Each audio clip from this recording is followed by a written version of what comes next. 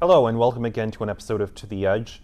With me again are half of the cast of Blood Sugar Sid Ace. It's a pleasure to have you both on again. Pleasure to be here. Yes. Now, you both have invested a lot into your roles in Blood Sugar Sid Ace. What can you tell us about the process of acting in those roles or acting in general?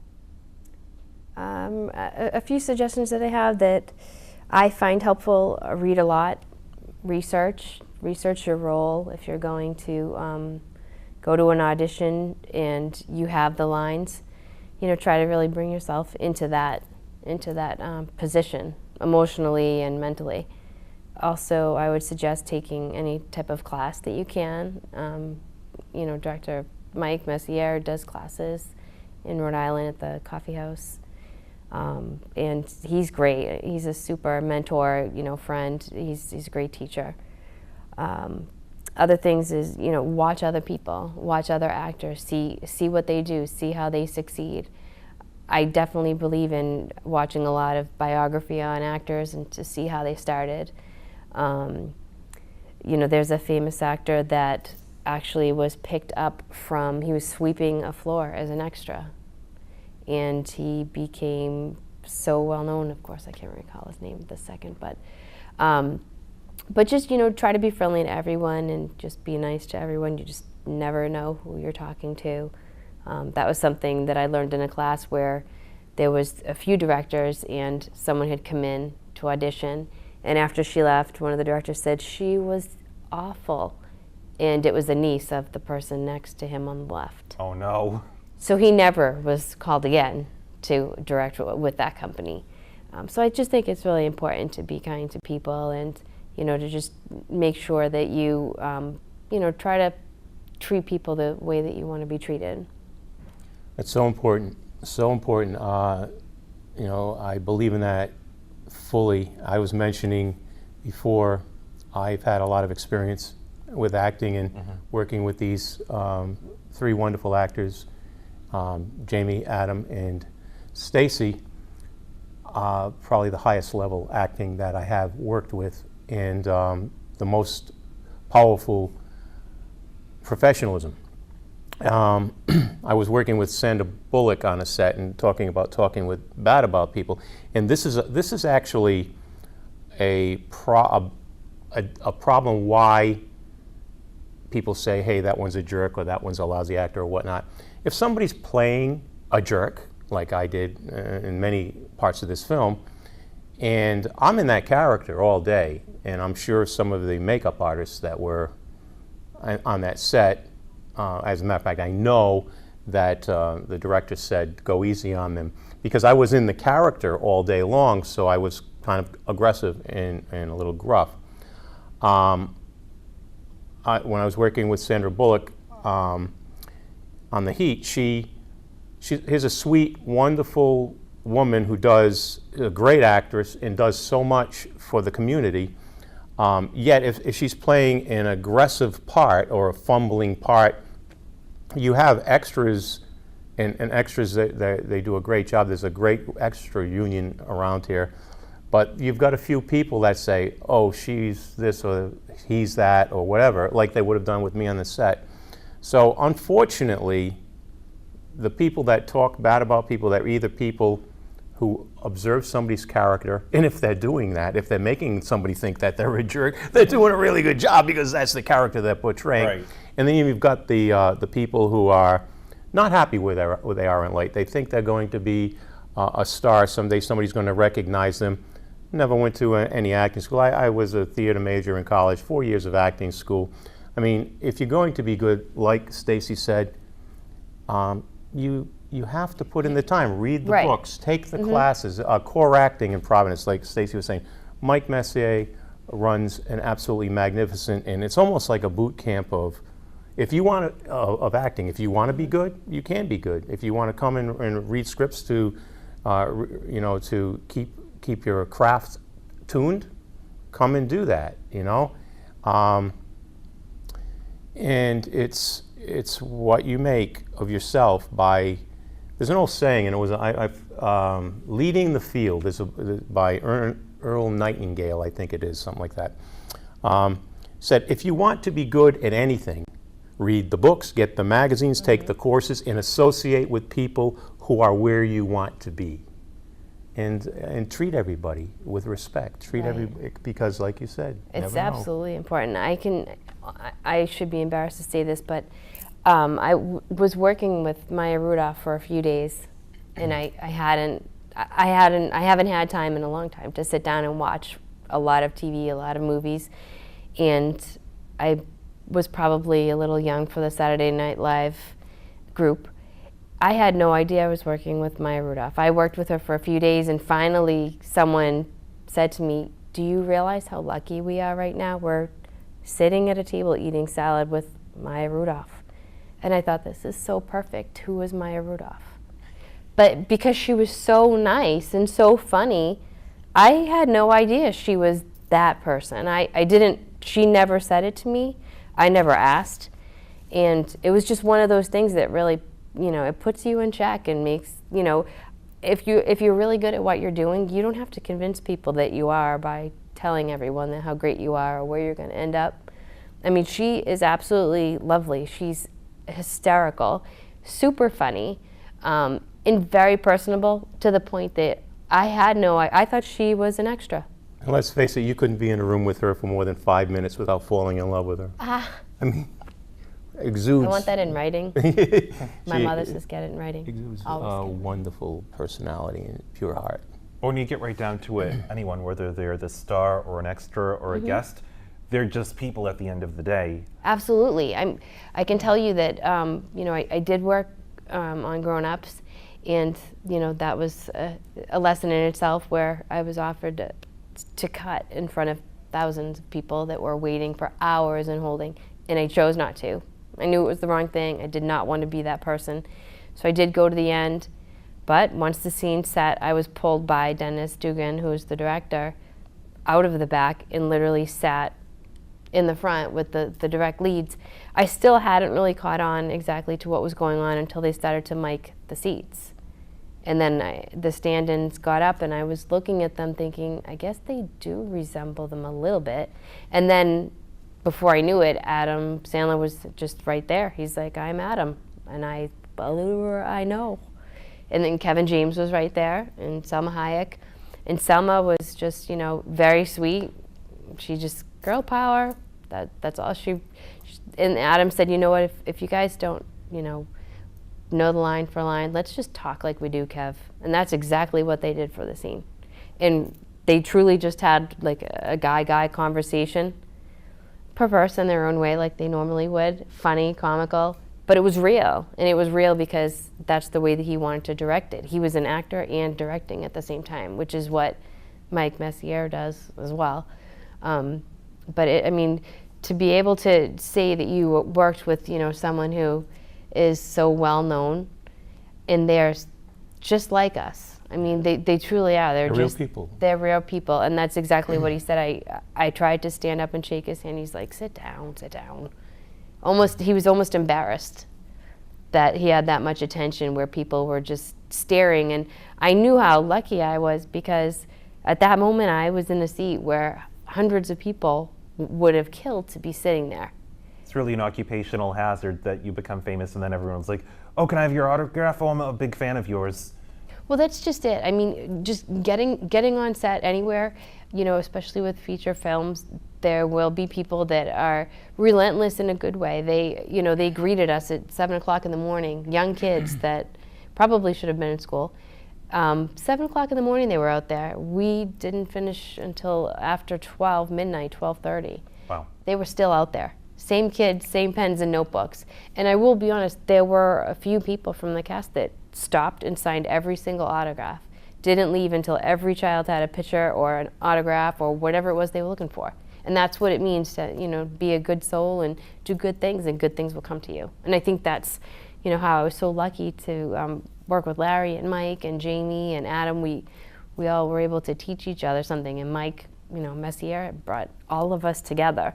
It was almost a reminder of, the film itself is serves as a reminder that, to have some kind of faith, whether it's a faith in friendship or, just have a belief in yourself and, try to be true to yourself.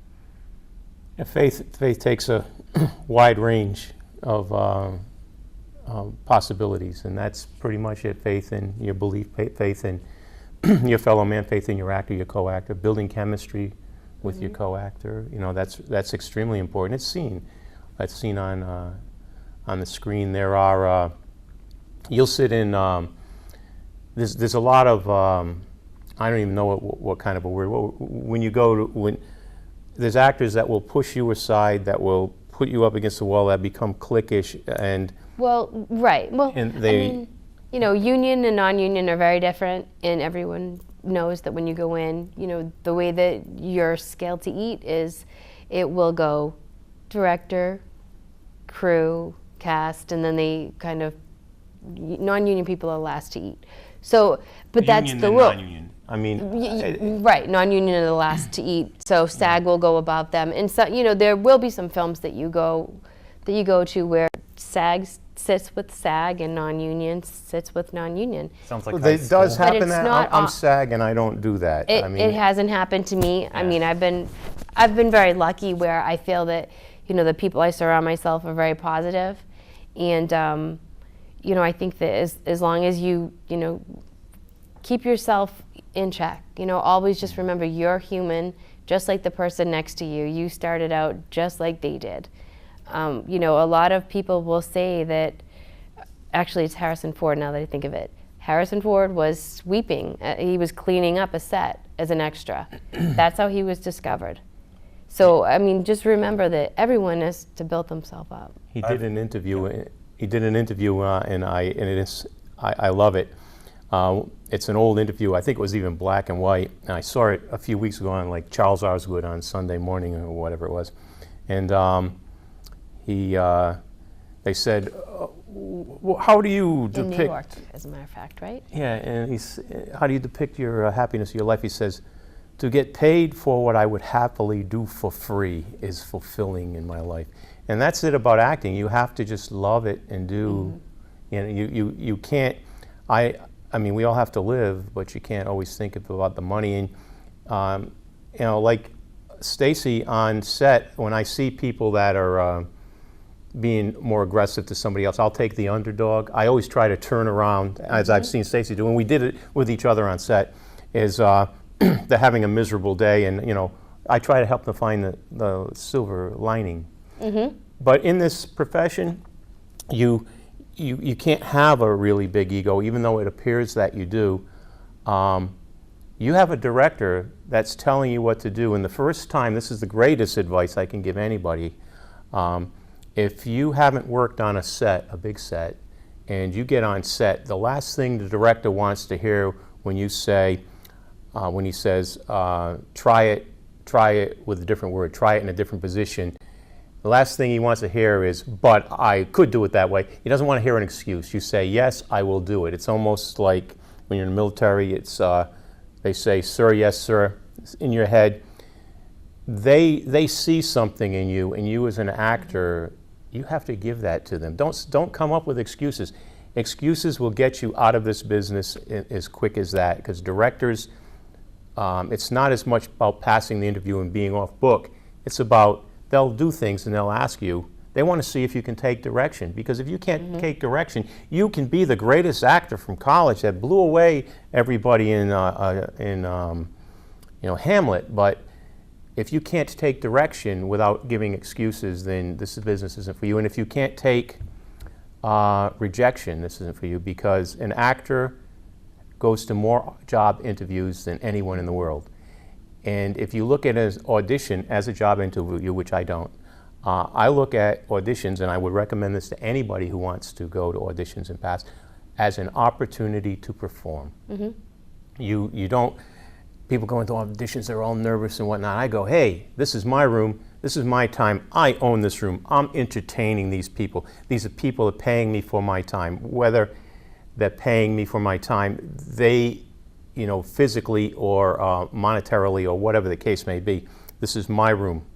I come from many years as an entertainer, and I'm entertaining those people. And that's my job when I go in there, and have fun doing it. That's, if you do those things and you practice acting, you read the right books, you take the right training, you associate with people in the profession that are where you want to be, you'll get there. You might not be the next Johnny Depp, but you're certainly going to get yourself work. There's commercial work, there's industrial work, and I would say if you don't have an acting reel, there's a whole bunch of independent filmmakers that say, I will give you, Emerson is a really... yeah, I will give you credit, film credit. And Emerson's great. Emerson College, you know why Emerson College is great? Those people are the directors of tomorrow. They're doing their thesis. Sure, go there and do some of those student films.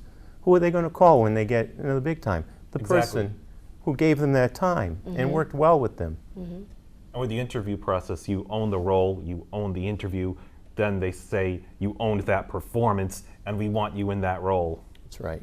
One other thing too I think that is really important is that people should know that if you're working in a feature film, the directors are always watching. Even when you think that you're on break and you're eating lunch, they're always watching.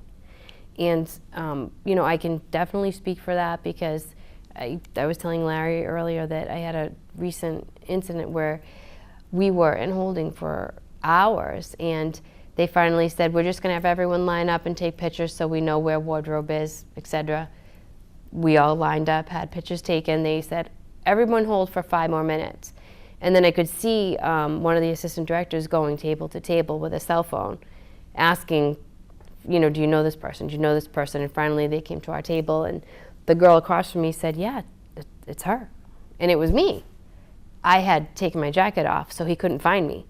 The directors had the ADs go upstairs and literally take headshots of people as they were interacting. And then he just said, you, come with me. And there was a white van waiting for me outside with police escort, and I was taken out. And I mean, but it's as simple as that. And if you're yourself, you'll shine anyway. If you're being true to yourself and you're being a natural person and you know you're being kind to other people, those are all things that are picked up on. I happened to be helping someone who needed an updated headshot, and I had offered to take the picture and fix it up for her and email it to her. And I don't know if the conversation was overheard or if it was overheard somewhere else, but the people at my table, they kept saying, you must have good karma or something. Within seconds, they took my friend and had her come, and she's like, I'm staying with That's you. great. So, I mean, when you do, I really do think that you have to be really perceptive, watch what's going on around you. Don't ever think for a second that the director is not watching you. They could have other eyes watching you. I'm a script supervisor in a film right now. I am Monroe, and there was a phone conversation, and the actress had to have someone else to read the lines of the other person at the other end of the phone conversation. And being the script supervisor, I read those lines, and I decided that I had to give her something to act off of, so I started acting this role, which was totally not my role. And the director took notice and said, have you ever considered acting? So just like that, it was like from crew to cast. Not cast of this film, but maybe in the future I might be part of a cast. That's great. That's wonderful. I had a similar experience to that too. One of my very first roles, I was on set, and it was a short film. It was a student, but at the very end of it, he invested all of his life savings into this. He hired a company to actually edit and do the whole production out of Rhode Island. And the production company came to me after and asked me if I would take a role on a series that they were starting. And I said, sure. And then we did one episode, and then they called and said, do you think you would be willing to assist direct as well? So I was actually in costume, but I was up on top directing people as well. So you just never know who's watching and what it can lead to. I mean, there's always bigger and better things along the way. And that's one other thing too that I try to tell people, that even when I was leaving the table, I was telling those people, just think there's something bigger and better coming for you. Enjoy the ride. Exactly. Always. I'm writing a script right now that would require a very large budget to produce, and I'm thinking one day I'm going to get this script produced and directed and all of that. And that's my end goal, to reach the point where I can get to the point where I can make that film be shot. Excellent. And everything I'm doing now is gaining experience so I can get to that point. I encourage will. dream boards too.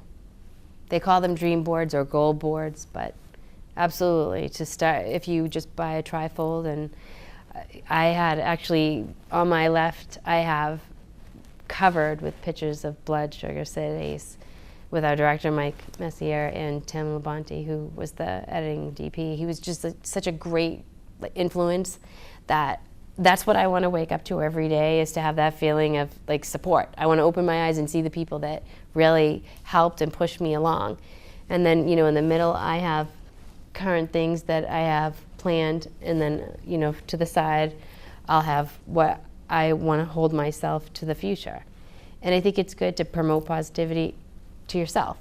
I've heard of people actually stapling, you know, money to their ceiling, like high levels of money. So that's the first thing that they see when they wake up. And I definitely encourage that. And help other people, because you just never know. You know, Goes around, comes around. Exactly. Mike Messier and myself, we did an interview for someone who is related to Sarah Silverman.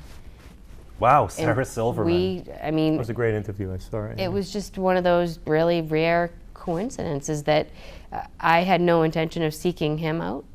He actually went to me, and then I mentioned the film, and then it just spirals from there. So one good deed goes to another, to another. This has been a very insightful discussion, and I want to thank all of you for watching To the Edge. And it was a pleasure having you on for these past 3 episodes, both of you. Thank you Thank so you. much. It's been a pleasure being here. All right. And we'll see you next week. Thanks for watching.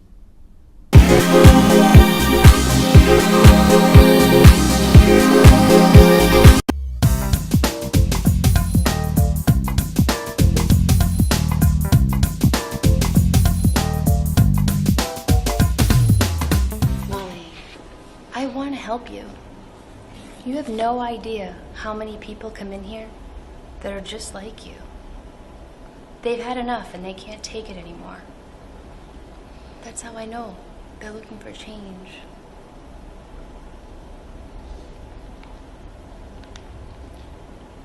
And you've had enough. You can't take it anymore. That's why you're here. You're asking for help. Maybe this was just a mistake. Let me help you. Please.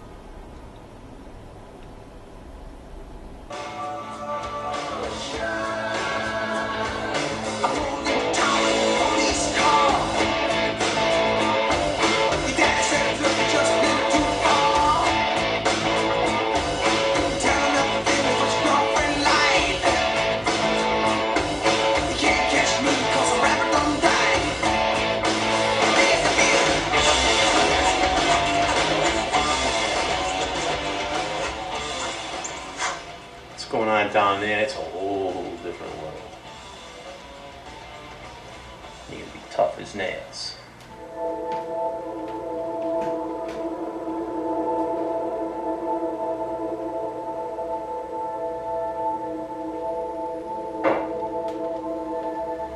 What? The case. Wait, What? Where is it? you're the contact? Yeah. You do have it, right? I gave it to the guy. What guy? The guy, he winked at me. I thought he was the contact, so I gave him the case. Newbie. What? Nothing. Hey! Why would you do that, you idiot?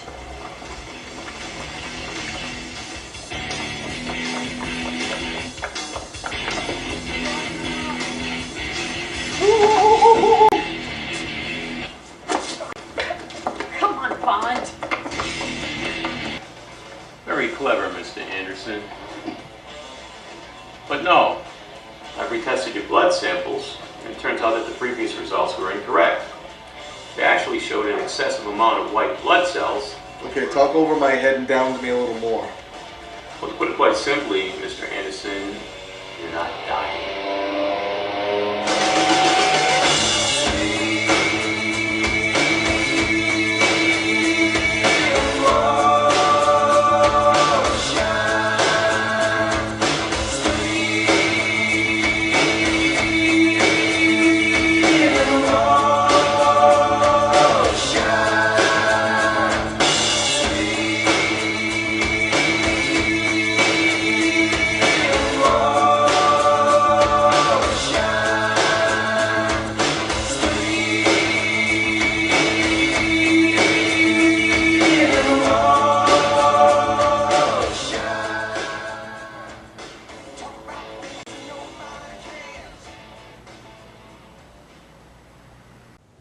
This is my attempt at a low-budget, character-driven psychological drama.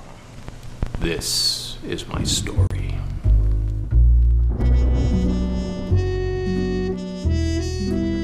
You don't have a story to tell. This is the cross I bear. These are the things I do. Of your lies. The lies God speaks through your mouth.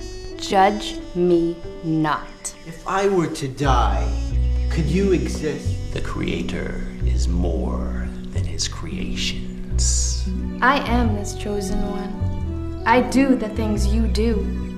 When they laugh at you, I kill them in my heart. I lie to tell the truth because no one hears my screams! There was a time when I thought no one else had thoughts, ideas, dreams. I am not myself today. Today, I feel like someone else. You.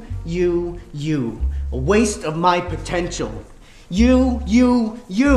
A waste of my blood. I always wanted to be a writer. Not a writer that wrote for himself. I wanted to be a writer that wrote for money. Big money. Hollywood type of money. We cross out lines in the old rule book, create our own games, and laugh and die at our own jokes. I want to be free. His was what it was not supposed to be.